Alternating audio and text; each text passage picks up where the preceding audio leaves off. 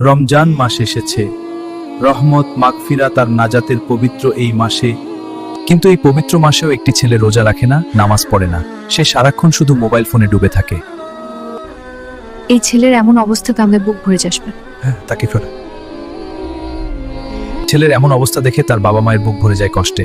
তারা চিন্তিত হয়ে ভাবে, এই ছেলেকে সঠিক পথে আনা যাবে কিভাবে।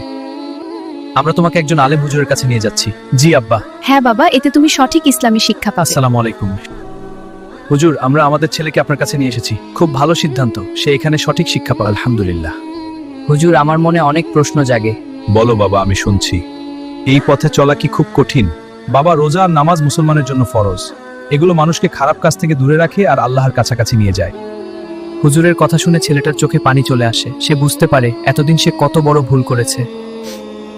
সেই দিন থেকেই ছেলেটার জীবন বদলে যায়। সে নিয়মিত নামাজ পড়ে, রোজা রাখে আর আল্লাহর পথে চলার চেষ্টা করে।